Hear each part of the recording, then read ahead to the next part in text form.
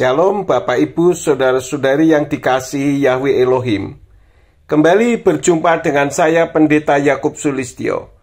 Video ini merupakan sanggahan terhadap Albert Rumampok yang ketiga, yang merupakan kelanjutan dari video seri 1 dan 2 yang sudah saya upload sebelumnya.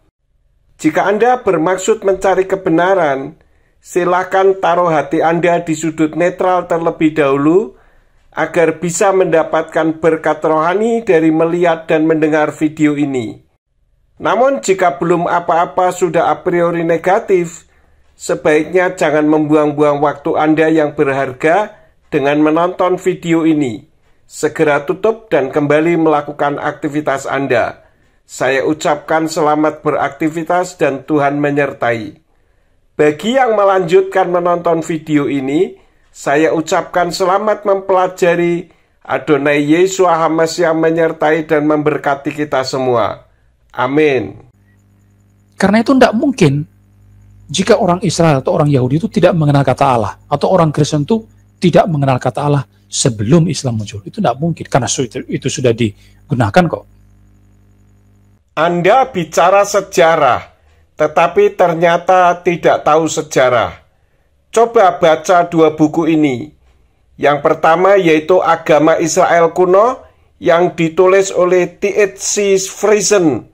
Di halaman 5 mengatakan, ciri khas agama Israel adalah pada nama Yahweh. Kata ini menjadi nada utama dalam pelukisan agama Israel sepanjang Alkitab.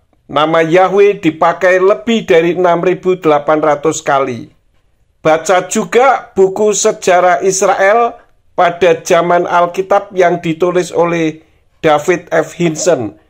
Halaman 67 mengatakan, Yahweh menjadi nama yang paling suci yang mungkin dipergunakan oleh orang Israel bila mana mereka berbicara kepada Tuhan.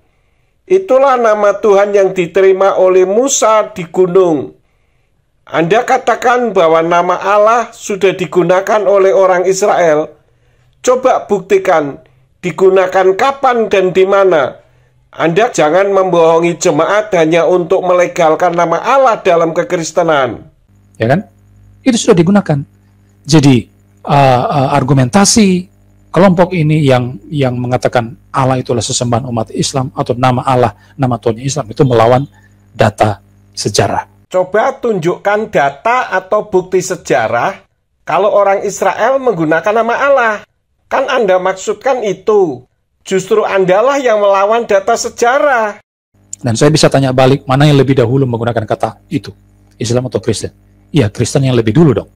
Kalau Anda tanya mana yang lebih dulu memakai nama Allah, Islam atau Kristen, Anda benar. Di Timur Tengah memang Kristen Arab yang lebih dulu memakai nama Allah daripada umat Islam di Indonesia. Tetapi yang sedang kita bicarakan ini dalam koridor di Indonesia. Mana lebih dulu, Islam atau Kristen? Kalau Anda linkkan ke Timur Tengah bahwa Kristen Arab menggunakan nama Allah, saya juga tanya balik. Mana lebih dulu menggunakan nama Allah? Kristen atau suku Quraisy bangsa Arab kuno zaman jahiliyah. Dan kalau Anda bicara sejarah, Anda seharusnya tahu yang diadopsi Kristen Arab itu nama apa atau nama siapa. Itu nama satu di antara 360 dewanya orang Arab kuno, dan diadopsi oleh Kristen Arab karena pengaruh agama suku. Dan Anda meneruskan kesalahan terjemahan. Sekarang Kristen Arab juga sedang terjadi restorasi, di mana setiap menemukan nama Allah mereka ganti menjadi ilah atau arobu. Nih bukti kitabnya. Jadi Anda jangan melegalkan yang ilegal. Kalau Kristen Arab mengadopsinya bukan Allah, tetapi Hubal, apa Anda akan ikuti juga? Sebagai pemimpin rohani itu jangan membebek atau hanya sebagai follower yang tidak menyelidiki sendiri. Cuma melanjutkan omongan orang pendahulunya saja. Jadi orang-orang ini, kelompok Yahwisme, adalah orang-orang yang buta sejarah. Tidak ngerti sejarah tapi hanya asal omong. Ya, saya tidak asal bicara. Yang buta sejarah siapa? Mana ada orang Yahudi menyembah Allah kalau bukan beragama Islam? Kalau beragama Islam, ya dari suku bangsa dan bahasa apa saja, ya yang disembah Allah. Nah, itu konsekuen. Anda perlu belajar dari mereka konsekuennya. Bukan seperti Anda, Yahweh yang tertulis ribuan kali dihilangkan, sedang Allah yang tidak ada diada-adakan. Orang Kristen yang benar, itu dari suku, bahasa, dan bangsa manapun tahu kalau Tuhan Sang Pencipta namanya Yahweh. Karena itu namanya. Bahasa boleh apa saja, tapi nama tidak berubah. Karena yang empunya nama menghendaki namanya disebut dan ditinggikan. Bisa juga ditinggikan melalui pujian. Untuk selingan, biar sedikit rileks, kita dengar orang Perancis memuji Bapa Yahweh berikut ini. Mari kita dengarkan bersama.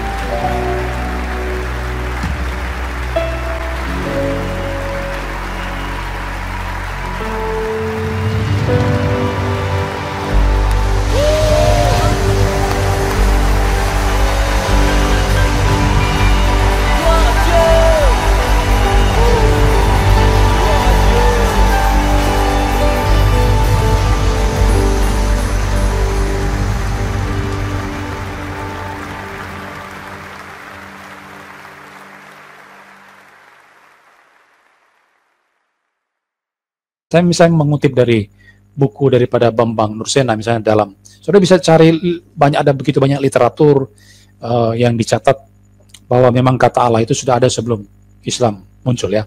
Misalnya Bambang Nursena mengatakan seperti ini di dalam bukunya The History of Allah halaman 1-2 tentang keberatan pemakaian nama Allah di lingkungan Kristen oleh sebagian umat Islam, bukan hanya Islam tapi juga kelompok Yahwisme.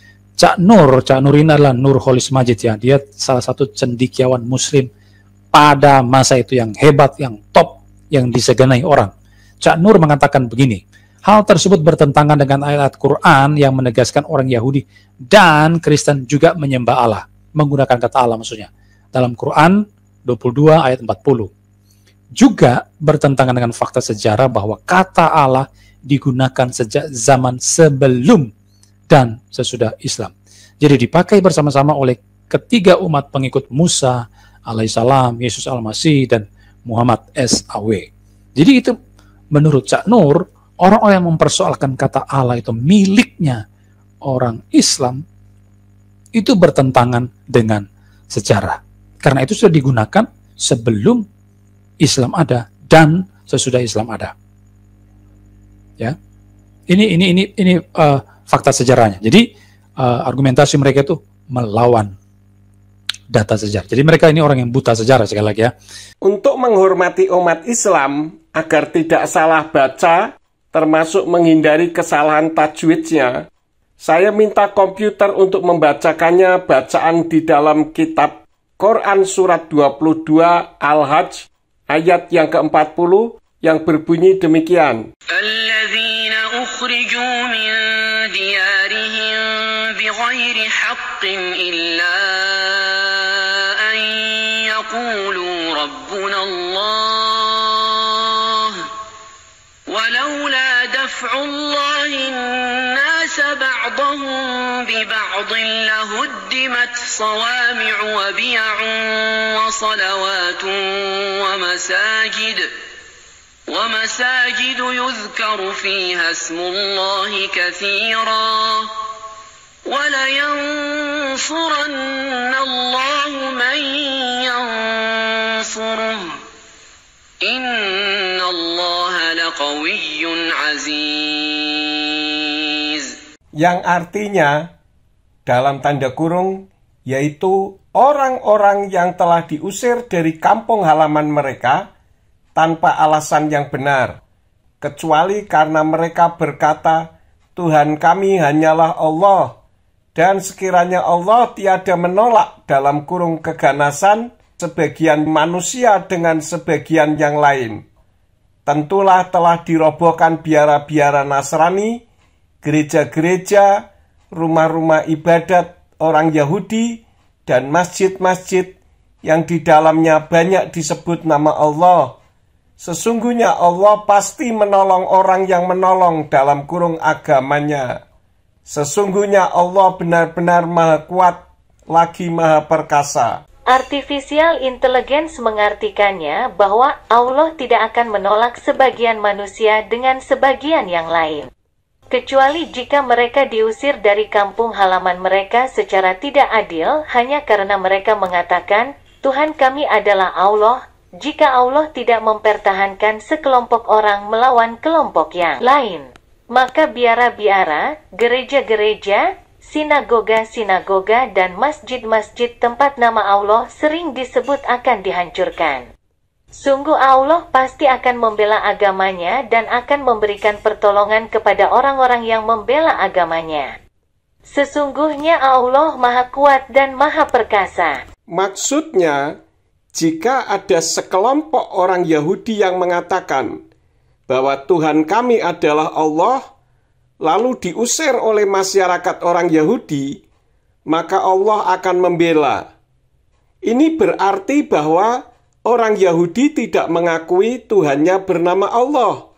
Maka jika ada yang mengatakan bahwa Tuhan kami adalah Allah, maka mereka yang mengatakan itu akan diusir oleh masyarakat orang Yahudi. Namun Allah yang akan membela. Mengenai penggunaan nama Allah sebelum Islam sudah saya jawab, yaitu oleh Kristen Arab yang mengadopsi satu di antara 360 dewanya orang Arab kuno zaman jahiliyah. Dan penggunaan nama Allah sesudah Islam oleh Kristen di Indonesia khususnya merupakan pemerkosaan terhadap nama Allah dengan dijadikannya sebagai sebutan. Padahal umat Hindu dan umat Buddha tidak pernah menggunakan nama Allah sebagai sinonim dari kata Tuhan. Jadi bukan merupakan kosakata bahasa Indonesia. Maka jelas penggunaan nama Allah setelah Islam di Indonesia oleh kekristenan merupakan pemerkosaan nama. Lalu kalau kita melihat dari sisi Alkitab misalnya, kita bisa menjumpai ada beberapa kata di Alkitab. Karena mereka kan tadi mengatakan bahwa Allah itu berasal dari kekafiran katanya ya. Itu merupakan sebutan Allah lain atau merujuk kepada berhala dan sebagainya. Ini menurut kelompok Yahwisme. Tapi kalau kita melihat misalnya di dalam beberapa kata di Indonesia, di Alkitab misalnya kata theos, kata El, ya kata theos ini kan Allah ya, atau El itu Allah juga, bentuk tunggal daripada Elohim.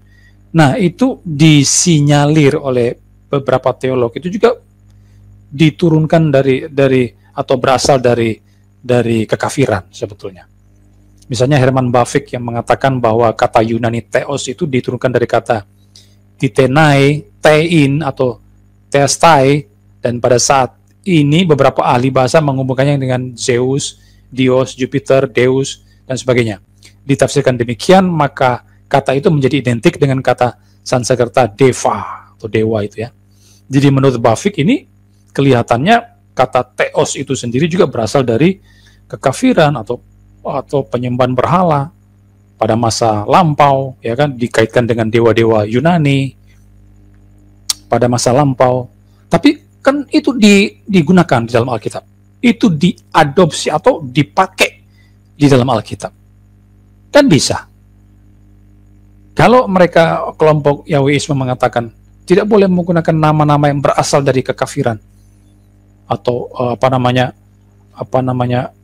Tuhannya orang lain, dewanya orang lain. Ini buktinya theos digunakan dalam Alkitab dan itu sumbernya dari kekafiran. Dan kata El juga, kata El itu kan kata Ibrani yang berarti Allah ya, itu bentuk tunggal daripada Elohim. El itu sebetulnya adalah dewa tertinggi orang Kanaan. Kalau saudara baca literatur itu adalah dewanya orang Kanaan, dewa tertinggi orang Kanaan pada waktu itu. Tapi itu kan juga dipakai di dalam Alkitab. Theos itu bukan Allah, karena Theos itu sebutan seperti El, dan Elohim juga sebutan. Sedangkan Allah itu nama. Jadi bedakan antara nama dengan sebutan. Adapun apa yang tadi disebutkan seperti titenei, tein, teastei, itu semua sebutan-sebutan karena tidak ada nama sesembahan yang disebutkan tadi. Ini kacau nih. Dios itu dalam bahasa Spanyol merupakan sebutan yang berarti Tuhan. Maka ada istilah Dios Padre yang berarti Tuhan Bapa atau Elohim Bapa. Demikian pula Deus, Dio, Dieu. Adapun Deva dalam bahasa Sanskerta itu juga sebutan untuk makhluk spiritual atau makhluk astral. Sedangkan Jupiter, Zeus, dan Diana itu nama diri. Jadi kembali saya tekankan agar bisa membedakan antara nama dan sebutan. Tapi itu digunakan atau diadopsi dalam Alkitab. Kalau sebutan ya tidak masalah, karena artinya sama dengan El atau Elohim. Tapi bukan sebagai nama, karena di kitab suci tidak ada Tuhan yang bernama Zeus, Jupiter, Diana, dipakai sebagai nama diri yang disembah oleh orang Yahudi. Theos sumbernya dari kekafiran dan dipakai dalam kitab berbahasa Yunani. Ya tidak masalah, karena itu sebutan. Orang Yunani tidak menyembah Tuhan yang bernama Theos. Itu sebutan. Demikian pula El. Itu sebutan, bukan nama. Jadi orang Kanaan menyebut El, ya tidak masalah, karena itu sebutan. Jadi bisa untuk dewa orang Kanaan, maupun untuk sesembahannya orang Yahudi. Yesus disebut sebagai El Gibor, di dalam Yesaya 9 ayat 5, kan?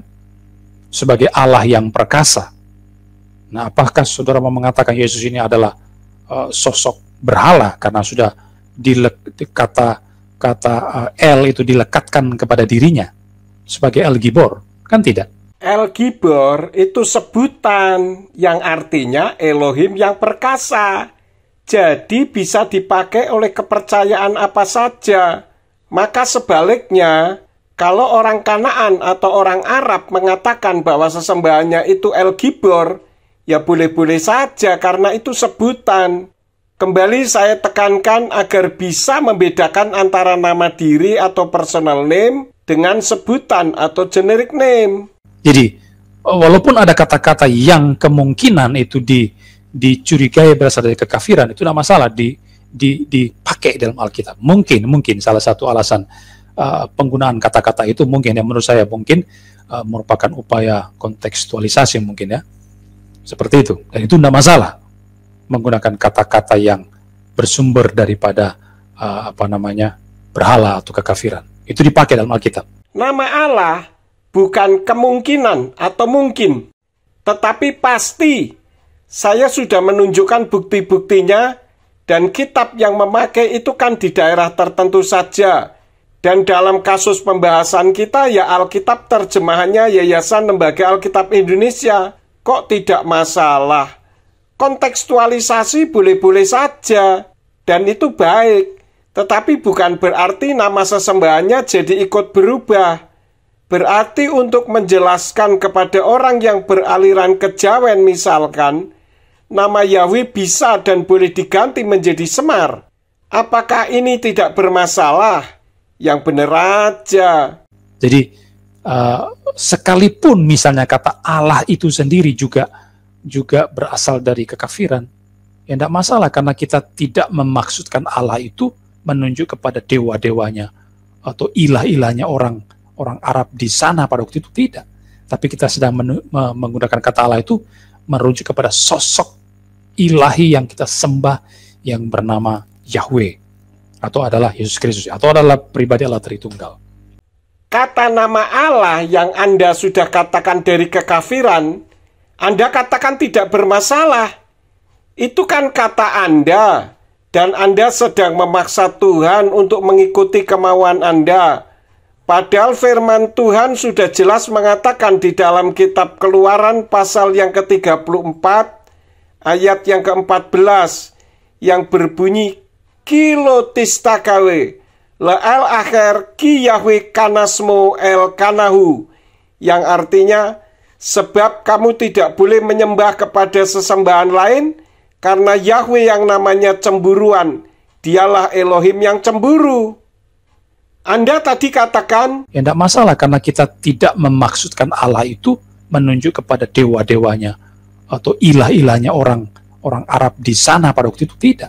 Berarti kalau saya mengatakan, ya Semar, aku mengucap syukur kepadamu atas berkat-berkatmu hari ini, juga tidak masalah dong, karena dalam pikiran saya, yang saya maksudkan Semar itu ya Yahweh atau Yeshua HaMashiach.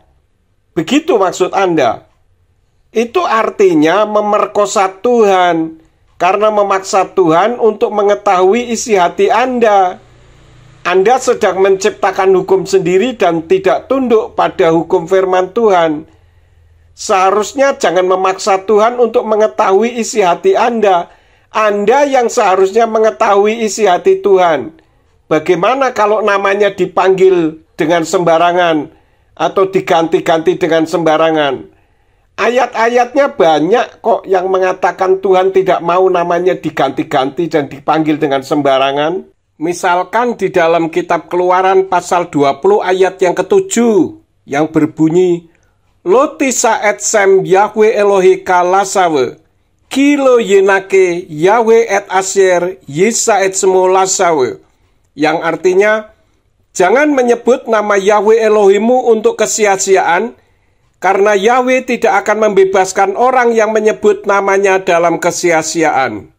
Juga di dalam Keluaran pasal yang ke-23 ayat yang ke-13 yang berbunyi, Ufkal asyer amarti alechem tisa meruweshem Elohim akhirim, lo taskiru, lo yisama alpika, yang artinya, dalam segala hal yang telah kufirmankan kepadamu, haruslah kamu waspada. Juga nama sesembahan-sesembahan lain jangan kamu sebut-sebut. Itu jangan keluar dari mulutmu. Dan masih banyak lagi yang lain. Sana yang kita maksudkan, bukan pada dewa lain. Dan kata theos itu sendiri, kalau sudah melihat dalam 2 Korintus 4 ayat 4, itu ada muncul kata ilah zaman ini ya. 2 Korintus 4 ayat yang keempat. Coba kita buka ya. 2 Korintus 4 ayat yang keempat. 2 Korintus pasal 4 ayat yang keempat. 2 Korintus 4 ayat yang keempat. Ini. Itu orang-orang yang tidak percaya, yang pikirnya telah dibutakan oleh ilah zaman ini. Nah, kata ilah di sini muncul ya. Ilah zaman ini. Dan kata ilah ini dari kata Yunani theos. Theos di sini dipakai theos di sini. Kata Yunaninya. Ya. Tapi kalau secara konteks sudah melihat kata ilah zaman ini atau theos itu sebetulnya menunjuk pada apa? Menunjuk pada setan. Jadi ada orang-orang di sana pada itu yang dibutakan oleh setan pada waktu itu sehingga mereka tidak melihat cahaya Injil, kemuliaan Kristus yang adalah gambaran Allah. Jadi kata theos di situ muncul, kata ilah, tapi itu menunjuk kepada setan sebetulnya. Sekali lagi saya tegaskan bahwa kata theos itu sebutan. Jadi mau dipakai untuk merujuk kepada siapapun ya tidak masalah. Termasuk untuk merujuk kepada setan sekalipun. Ya kan? Menunjuk pada setan. Nah, jadi kata theos yang sekalipun itu diterjemahkan oleh Lai sebagai Allah, ya kan? Itu kan sebutan untuk Allah. Tapi juga digunakan untuk setan. Ya tidak masalah. Kita menggunakan kata-kata, sebuah kata yang mempunyai pengertian lain. Yayasan Lembaga Alkitab Indonesia menerjemahkan theos menjadi Allah itu merupakan kesalahan fatal karena sebutan diganti menjadi nama diri. Namun Anda katakan tidak masalah. Itu kan menurut Anda, bukan menurut firman Tuhan. Untuk menggunakan sebuah kata yang mempunyai pengertian lain memang tidak masalah jika masih sama-sama sebutan, bukan nama. Nah, memang kata theos itu bisa diterjemahkan Tuhan atau juga bisa menunjuk kepada ilah-ilah yang lain, Allah-Allah asing. Bisa menunjuk pada setan atau dewa-dewa di sana. Di mana arti yang kita ambil itu tergantung konteks. Dalam konteks ini kata theos di sini itu menunjuk kepada bukan Allah yang sejati. Pada intinya bukan menunjuk pada Allah yang sejati ya.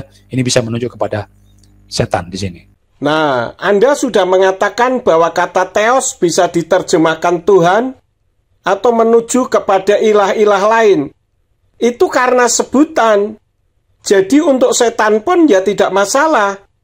Tetapi akan bermasalah jika theos diganti menjadi Allah. Karena Allah itu bukan sebutan, tetapi nama. Nih, saya ulang sekali lagi. Lihat dan dengar video ini ya.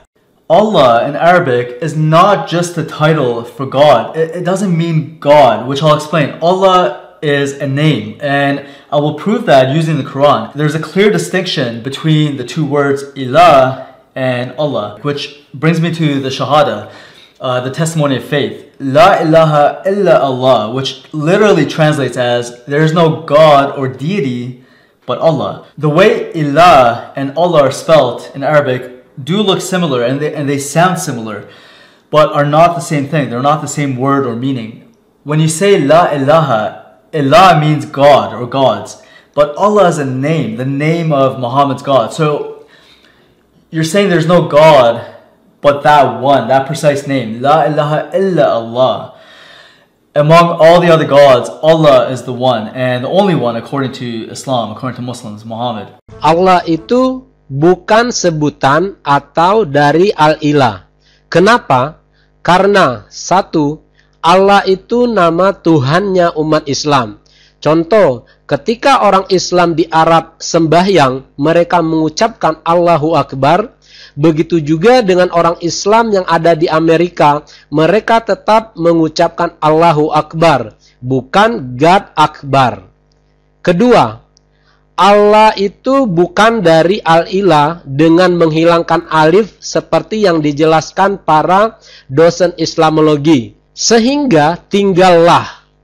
Kalau begitu, maka artinya akan berubah. Bukan Tuhan atau dewa lagi, tetapi li syakhsin atau baginya laki-laki. Ketiga, ilah itu sudah satu paket kosakata yang tidak bisa dipenggal karena dia kata benda bukan kata kerja. Keempat, ilah bisa dimasukkan alif lam karena ilah adalah gelar atau sebutan. Sedangkan Allah tidak bisa karena dia adalah nama pribadi. Contoh, ustazun atau guru laki-laki bisa dimasukkan dengan alif lam sehingga menjadi al-ustazu.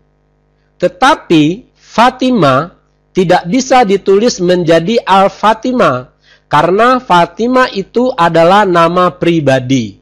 5. Ilah atau al-ilah ada musannanya, yaitu ilahani, artinya dua Tuhan atau dua dewa. Sedangkan Allah tidak ada musannanya atau tasnianya. Kalau ada, artinya bukan Allah lagi, tetapi menjadi Allahani. Ini menggantikan nama sesembahannya umat Islam. Contoh, Fatimah, kalau dimusanakan menjadi Fatimah Tani, maka nama Fatimah itu akan berubah, bukan Fatimah lagi, tetapi adalah Tante Fatimah Tani. 6. Ilah atau al-ilah bisa diterjemahkan menjadi dewa atau sesuatu yang disembah. Sedangkan Allah tidak bisa diterjemahkan ke dalam bahasa apapun, karena dia adalah nama pribadi. Anda bisa melihat dalam Kamus Indonesia, Arab, Inggris, karangan Abdul bin Nuh dan Umar Bakri halaman 76. Ketujuh, Allah bukan dari alif lam ha. Karena kalau diuraikan secara ilmu sorof tidak pernah ditemukan baik fi'il madinya, mudhari'nya maupun masdarnya. Yang ada alif lam lam ha atau Allah. Tetapi kalau diuraikan secara wazan dalam ilmu sorof juga tidak bisa menjadi Allah. Contoh, Allah dengan wazan af'ala yuf'ilu if'alan. Jadi kalau kita uraikan secara nahwu sorof, Allah itu menjadi Allah yulihu illahan, dan itu bukan Allah, tapi itu adalah sebutan. Kenapa? Karena Allah adalah nama pribadi yang tidak bisa dikutak-katikkan. Ya kan, itu bisa menuju kepada setan. Jadi tidak masalah di sini. Walaupun memang kata itu ada kata yang kita gunakan, kata Allah itu bersumber misalnya dari kekafiran, lalu kemudian itu diadopsi atau dipakai oleh kita orang Indonesia, itu tidak masalah. Karena apa? Karena kita tidak memaksudkan kata itu menuju kepada ilah-ilahnya bangsa lain atau dewa-dewa Yunani dan sebagainya. Tapi sekali lagi itu menuju kepada Yahweh yang kita maksudkan. Kita mengganti sebutan Yahweh menjadi Allah. Tidak masalah. Karena faktanya Alkitab pun menggunakan kata-kata yang juga berasal daripada kekafiran. Nah iya, itu artinya Anda sedang memperkosa Tuhan, memaksakan kehendak yang menentang firman Tuhan. Terjemahan salah kok dijadikan rujukan. Ya, jadi, seperti yang saya katakan tadi, kata Allah itu sebetulnya sudah merupakan kesepakatan bersama kita sebagai orang Indonesia yang mempunyai kamus, misalnya kamus besar bahasa Indonesia. Kata Allah itu didefinisikan apa? Sebagai nama Tuhan dalam bahasa Arab. Memang ini adalah nama Tuhan dalam bahasa Arab, ya kan? Dalam bahasa Arab. Tapi bukan Tuhannya bukan Tuhan secara khusus miliknya Islam. Tapi ini adalah dalam bahasa Arab dikatakan, kan? Bukan milik Islam atau satu-satunya harus digunakan hanya oleh Islam saja. Tapi ini adalah Tuhan dalam bahasa Arab, itu disebut Allah. Dan Allah di sini pengertiannya apa? Pencipta alam semesta, yang maha sempurna, Tuhan yang maha esa, yang disembah oleh orang beriman. Kesepakatan dengan siapa? Buktinya umat Hindu dan umat Buddha tidak pernah memakai kata nama Allah sebagai pengganti atau sinonim dari kata Tuhan tuh. Nah, itu Kamus Besar Bahasa Indonesia mengatakan kalau Allah itu nama Tuhan, artinya Allah itu nama. Anda menghindar dengan menekankan pada kalimat dalam bahasa Arab. Ya jelas ditulisnya dalam bahasa Arab karena memang diadopsi dari bahasa Arab. Bukan sebutan Tuhan dalam bahasa Arab. Anda ini selalu menghindar terus. Padahal sudah jelas-jelas nama Tuhan, kok dikatakan bukan nama Tuhan secara khusus miliknya Islam. Jelas milik Islam juga, karena tertulis dalam kitab aslinya umat Islam, yaitu dalam Al-Quran. Nah, dalam kitab aslinya orang Kristen, yaitu Tenak dan Brit Kadasa, mana ada? Kalau tidak ada, ya jangan mengada-ada. Dan jangan diada-adakan lah.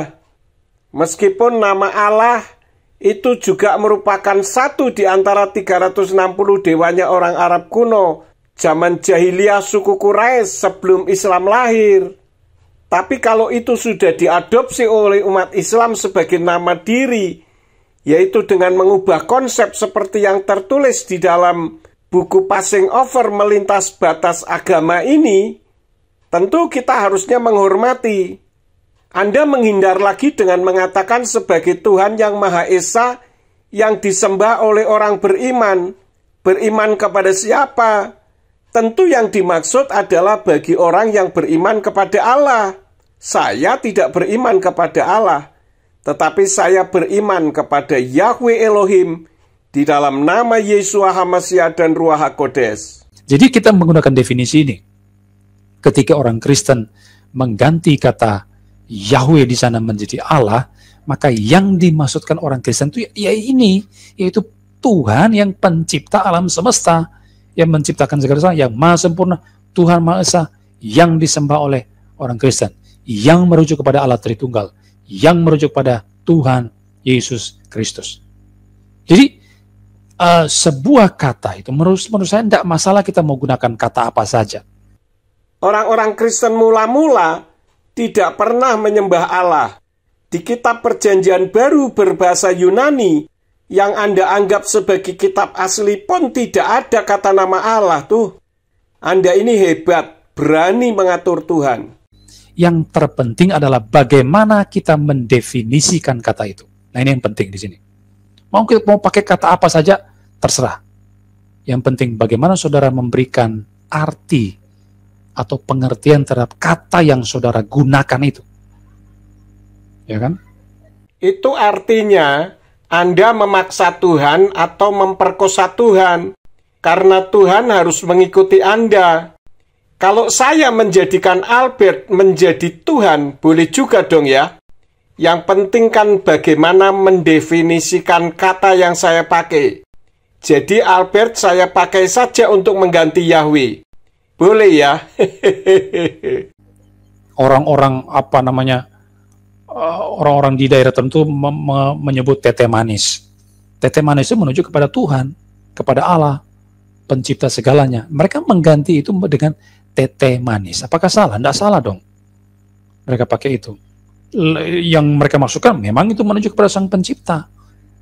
Tete manis. Tidak salah. Di berbagai bahasa bangsa, suku-suku yang lain juga menyebut Tuhan dengan sebutan mereka dalam bahasa mereka. Tidak masalah. Karena yang mereka maksudkan itu bukan menuju kepada ilah-ilah yang lain sekali lagi, tapi kepada Sang Pencipta yang Maha Sempurna. Tete manis itu sebutan untuk Tuhan dari orang Maluku, tapi bukan nama. Seperti kalau di Jawa pakai sebutan Gusti. Tete manis itu dari kata sehari-hari di Maluku, tete. Itu sebutan untuk ayah yang berwibawa, dan manis itu berarti baik.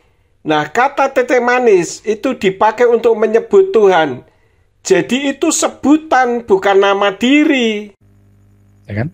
Jadi ini kelompok Yahweisme ini kelompok yang kurang kerjaan sebetulnya. Karena mereka hanya mempersoalkan sebuah istilah, penggunaan istilah sebetulnya. Tapi mereka tidak mau melihat apa definisi di balik istilah tersebut. Itu kesalahan mereka yang sangat ngawur. Jadi tidak salah. Silakan saudara menggunakan kata Allah untuk mengganti Yahweh, tidak masalah itu. Ya kan? Penyembah Bapa Yahweh bukan kurang kerjaan dan hanya mempersoalkan sebuah istilah. Justru kelompok Allahisme seperti Andalah yang tidak mau belajar karena merasa diri paling benar. Padahal tidak mampu membedakan antara nama diri, sebutan, bahasa, dan budaya. Menggunakan kata nama Allah untuk mengganti Yahweh tidak salah. Itu kan pendapat Anda, bukan pendapat si empunya nama, yaitu Yahweh Elohim. Yang kedua, nah, sekarang saya akan menunjukkan di mana kesesatan sekte ini. Tadi kalau di bagian pertama mereka kan mengharuskan nama Yahweh. Oke, mereka mengharuskan nama Yahweh. Tapi ketika mereka mengharuskan nama Yahweh, ya kan? Mereka mengharuskan nama Yahweh itu salah memang, tapi itu tidak merupakan sebuah kesesatan. Itu hanyalah sebuah kesalahan. Misalnya Yakub Sulistyo mengatakan bahwa harus menggunakan Yahweh itu karena itu nama yang tidak boleh diterjemahkan, tidak boleh diganti. Oke, itu memang argumentasi yang keliru, tapi bukan sesat. Jadi saudara harus membedakan yang mana sesat dan yang mana keliru atau yang mana salah. Kalau mereka mengharuskan nama Yahweh, itu salah, tapi bukan sesat menurut saya. Memulihkan nama Yahweh, Anda sebut keliru. Narasi Anda hebat kali ya. Padahal di kitab suci ada ribuan nama Yahweh. Sedang Anda yang menghilangkan nama Yahweh yang terdapat ribuan kali dalam kitab suci, layaknya disebut apa kira-kira ya? Lagi-lagi mengatakan mengharuskan Yahweh. Itu kalimat dibuat rancu dan ambigu. Kalau nama ya memang harus.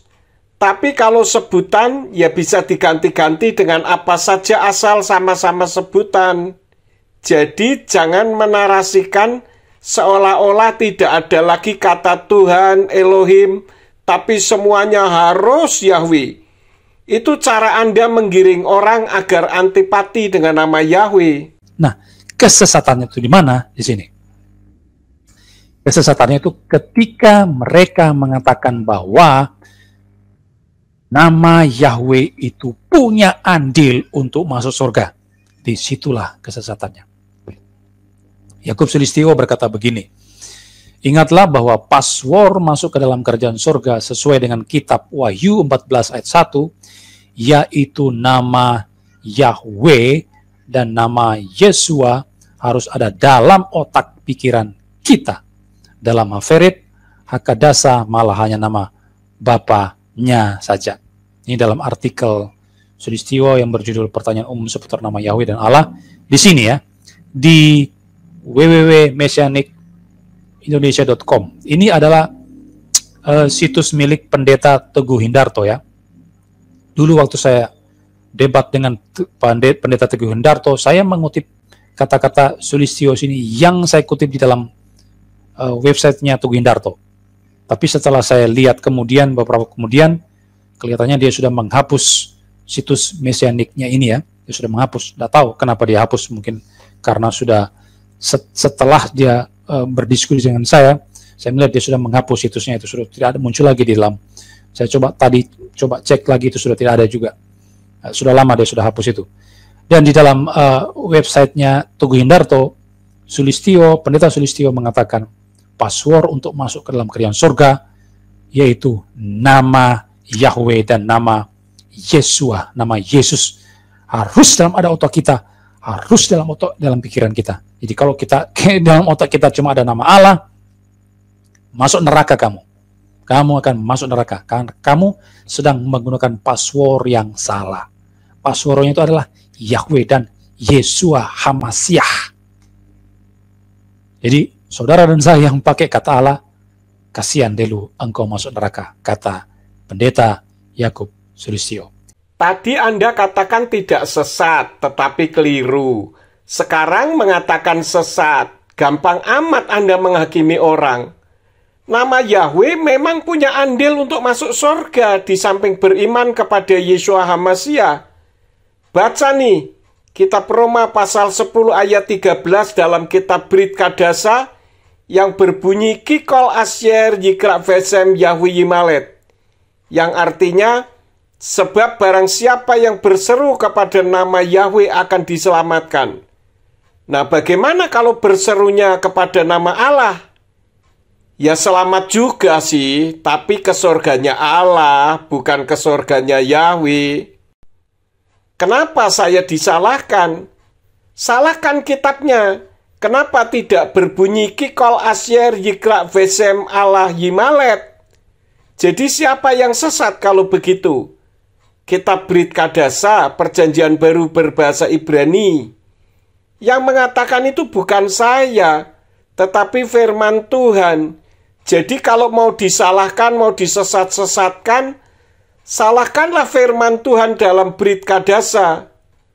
Bahkan di dalam Wahyu 14 ayat 1 yang berbunyi Waisa Eina Seomet Al-Harsion wa Etslomea wa Arbaim Eleb wa Arbaat Alafim Hem Asher Semo Wesem Avi Ketubim Al-Mitskam, yang artinya, dan aku melihat dan lihatlah anak domba yang berdiri di atas bukit Sion, dan bersama dia ada 144.000 orang yang mempunyai nama Bapaknya yang tertulis pada dahi mereka. Dan itu seperti yang diterjemahkan dalam kitab Indonesian Literal Translation. Jadi menurut Albert Rumampuk, karena tidak sesuai dengan pendapatnya, berarti kitab Perjanjian Baru berbahasa Ibrani salah dan sesat ya. Dia pakai Wahyu 14 ayat 1. Oke, mari kita lihat Wahyu 14 ayat 1. Apakah benar Yakub Sulistyo dalam hal itu? Wahyu pasal 14 ayat yang pertama. Wahyu 14 ayat yang ke-1. Wahyu pasal 14 ayat yang ke-1. Ini dia. Wahyu 14 ayat 1. Dan aku melihat sesungguhnya anak domba berdiri di bukit Sion dan bersama-sama dengan dia 144.000 orang, dan di dahi mereka tertulis namanya dan nama Bapaknya. Jadi namanya di sini menunjuk kepada Yesus ya, menunjuk kepada Yesus ini. Jadi nama Yesus di sini karena ini bicara tentang anak domba. Konteksnya bicara tentang anak domba yang berdiri, lalu ada namanya, jadi nama Yesus, kemudian nama Bapaknya. Nama Bapaknya ini adalah Yahweh menurut Yakub Sulistyo, Tugu Hindarto, Profesor Christian. Saya juga sudah pernah berdiskusi dengan Profesor Christian. Nama Bapa itu adalah Yahweh. Sekarang menurut Anda, nama Bapa itu siapa? Yahweh atau Allah? Dan di dahi mereka, ternyata di dahi 144.000 ini, itu ada nama Yesus, Yesua, dan nama Yahweh. Nah, apakah benar tafsiran daripada Yakub Sulistyo itu? Ya kan? Saya saja yang hanya seorang jemaat awam bisa dengan gampang mematahkan argumentasi Sulistyo ketika dia menggunakan teks ini. Apalagi orang-orang yang sudah belajar di sekolah tinggi teologi, yang sudah STH, sudah MTH, sudah doktor teologi, pasti akan menertawakan penafsiran daripada pendeta Yakub Sulistyo ini. Ayatnya mengatakan di dahi mereka tertulis nama Yesus dan Yahweh. Itu tahu dari mana? Jadi Sulistyo di sini menafsirkan teks ini secara literal. Jadi kata-kata di dahi tertulis nama Yesus, nama anak domba Yesus dan nama Bapa, itu dia mengartikan secara harfiah di sana. Jadi di dahi kita akan tertulis nama itu, nama Yahweh dan Yesua itu nama di sini di dalam jidat kita ini tertulis ya. Nah, kalau ini harus diartikan secara literal, maka silakan Yakub Sulistyo melihat kata-kata sebelumnya ya. Di sini kan dikatakan, dan aku melihat sesungguhnya anak domba. Ada kata anak domba di sini berdiri di Bukit Sion. maka silakan literalkan kata anak domba di sini. Jadi, di surga kita akan melihat ada seekor hewan atau binatang domba di sana. Anaknya domba. Ya kan, berdiri di sana, lalu bersama dia ada 144.000. Apakah kita harus mengartikan demikian? Di bagian lain dikatakan anak domba itu disembah oleh para tua-tua di sana, oleh para makhluk yang ada di surga. Jadi apakah kita orang Kristen dan malaikat itu menyembah seekor hewan atau seekor binatang domba? Silakan artikan itu secara literal. Jadi di sini harus konsisten. Kalau Sulistyo meliteralkan kata di jidat itu tertulis nama Yesua dan Yahweh, maka anak domba ini harus literal juga. Kalau mau konsisten. Tapi dia pasti tidak konsisten di situ. Mereka orang-orang yang tidak konsisten, yang pasti tidak akan mau mengatakan seperti itu. Justru Anda yang memaksa untuk menafsirkan secara literal dengan mengatakan bahwa di surga kita melihat seekor hewan atau binatang anaknya domba. Para makhluk di surga menyembah anak domba. Itu siapa yang dimaksud anak domba? Saat Yesua disebut anak domba di kitab Yohanan atau Yohanes pasal 1 ayat yang ke-29 bagaimana? Di sana bunyinya, pada keesokan harinya Yohanan melihat Yesua yang datang kepadanya dan berkata, "Lihatlah, anak domba Elohim yang menghapus dosa dunia. Masa wujudnya seperti manusia kok disebut sebagai anak domba?" Lalu murid-muridnya juga disebut anak domba. Baca Lukas 10 ayat yang ketiga yang berbunyi, "Pergilah, lihatlah, aku mengutus kamu seperti anak domba ke tengah-tengah serigala." Maka belajar lagi lah dengan baik. Yang kedua, ada kata-kata 144.000 orang di sini. 140.000 orang di sini. Silakan literalkan juga di sana. Ya kan? Kalau saksi Yehova mengatakan yang masuk surga itu cuma 144.000 orang, lalu yang lain itu sisanya kemana? Menurut mereka masuk ke dalam Firdaus, bumi yang disempurnakan. Maka si pendeta Yakub Sulistyo mengatakan apa di sini? Ya silakan harus konsisten juga. Jadi yang masuk surga itu cuma 144.000 orang. Ya kan? Pasti dia juga tidak mau menerima ini. Maka kalau 144.000 itu tidak boleh ditafsirkan secara literal dan anak domba tidak boleh diliteralkan, maka di jidat ini, di dahi itu yang tertulis nama Bapa dan nama Yesus dan nama Bapa itu tidak juga boleh diliteralkan. Karena kalau itu literalkan, maka harus konsisten. Anak domba juga harus literal, 144.000 juga harus literal. Yakub Sulistyo dan semua orang saksi Yehova, semua orang Yahweisme pasti menolaknya. Saya yakin itu. Jadi di sini jelas sekali bahwa argumentasi mereka salah dengan mendasari teks ini. Lalu apa maksudnya? Di dahi di situ tertulis namanya dan nama bapaknya. Ya kan? Mungkin ada banyak tafsiran di sana, tapi bagi saya kata-kata itu bukan berarti di jidat kita ini tertulis nama YHWH, tetapi bahwa di sana membuktikan bahwa sebagai bukti kepemilikan menurut saya. Jadi itu hanyalah semacam pemeteraian daripada Allah kepada kita yang menunjukkan bahwa kita adalah miliknya Allah, miliknya Yahweh, miliknya Yesus. Kita bukan miliknya setan atau yang lainnya, tidak. Tapi itu adalah merupakan bukti kepemilikan kita oleh Yahweh. Itu pengertian saya, pengertian ada di dahi tulis namanya dan nama bapaknya. Jadi tidak boleh diterjemahkan secara literal. Sama seperti dalam Efesus pasal 1 kan kita dikatakan dimeteraikan oleh Roh Kudus. Itu bukan berarti kita itu harus diartikan sebagai sebuah bukti kepemilikan atau Roh Kudus itu adalah kita ini sebetulnya adalah miliknya Allah, miliknya Roh Kudus. Makanya Roh Kudus dimeteraikan di dalam kita. Sama dengan ini, menurut saya juga ini adalah sebagai bukti tanda milik Tuhan kepada setiap orang-orang yang percaya kepada Dia. Jadi tidak boleh diliteralkan seperti yang dikatakan oleh Yakub Sulistyo. Wahyu 14 ayat 1, Jika diterangkan akan panjang dan menjadi materi khotbah tersendiri. Nanti keluar dari konteks pembahasan tentang nama Tuhan. Anda membedakan nama dan sebutan saja masih belepotan. Tanda kepemilikan Allah yang menurut Anda itu beda dengan tanda kepemilikan Yahweh. Sorganya beda. Jadi jangan dicampur baurkan.